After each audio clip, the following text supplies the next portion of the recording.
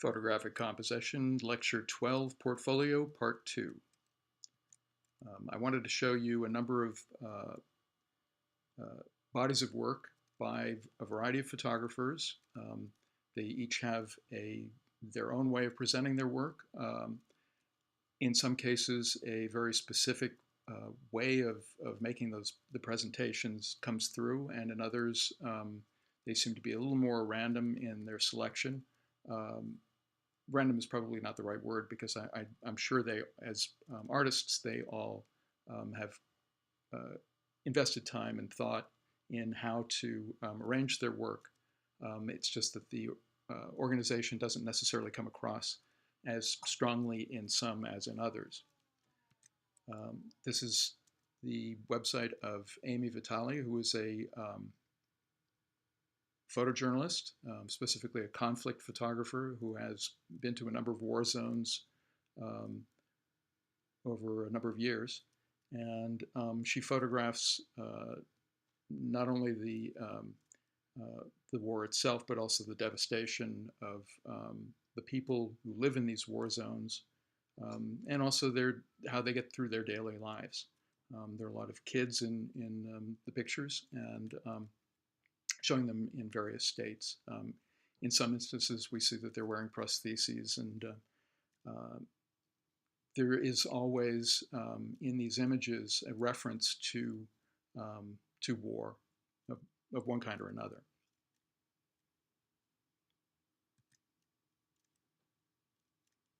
And they're very much about how people, regardless of where they are and who they are, find ways to rise above their circumstances.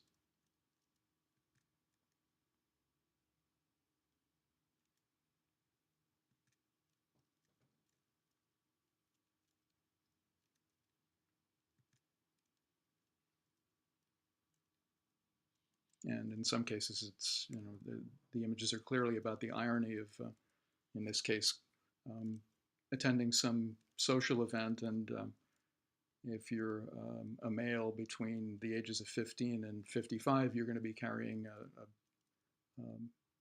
an automatic weapon of some sort. A pair of women and their children, women in burqas. And a couple of women visiting someone in hospital.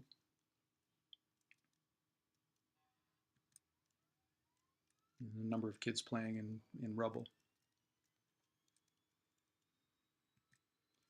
And then for something completely different, Bill Cash is a very well-regarded commercial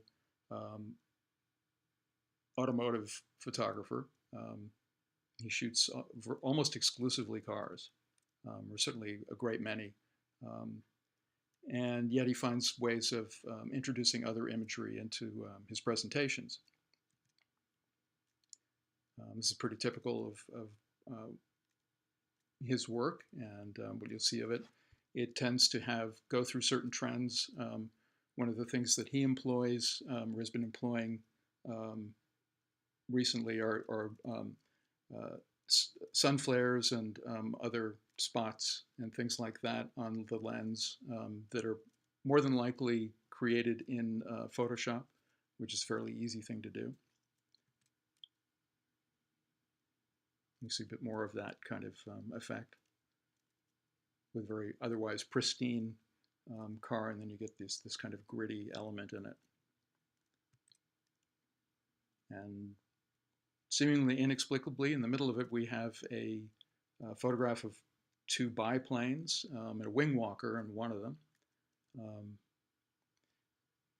Part of this, I think, probably has to do with Cash's interest in expanding how he presents his work and exposing his clients and potential clients and people that he would like to work with to other things that he's interested in and other ways of handling subject matter.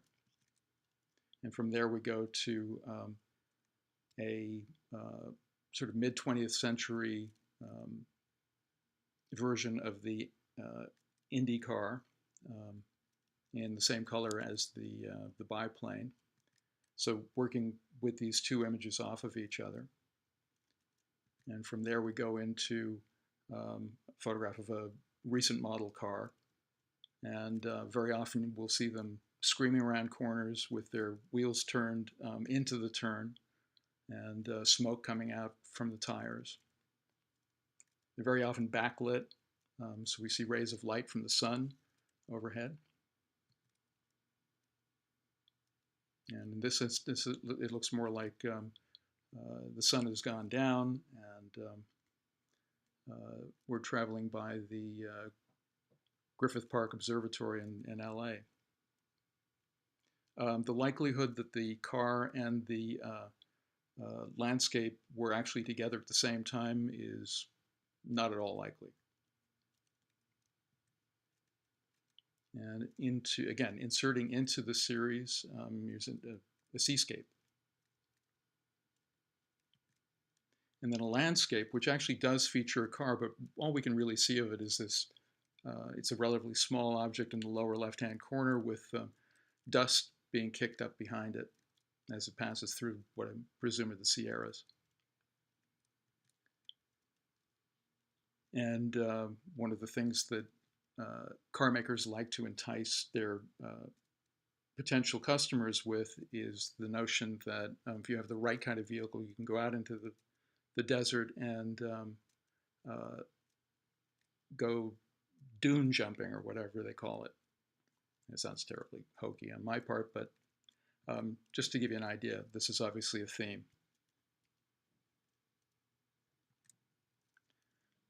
Joe Feldman is a product photographer, and as with Bill Cash, he will at times include images that don't necessarily relate to a product that he's photographing, but he has included them as part of his presentation for the reasons of, if nothing else, gaining attention and maybe making a statement that goes beyond whatever the products convey. And this might be a little risky from the standpoint of somebody who's interested in working for manufacturers, but he's clearly got a sense of humor and willing to take some risks in that area. And typical of this kind of work, attention to detail is extraordinary.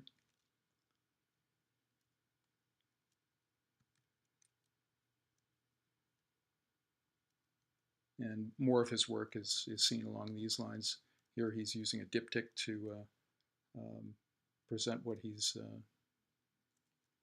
to present these particular products.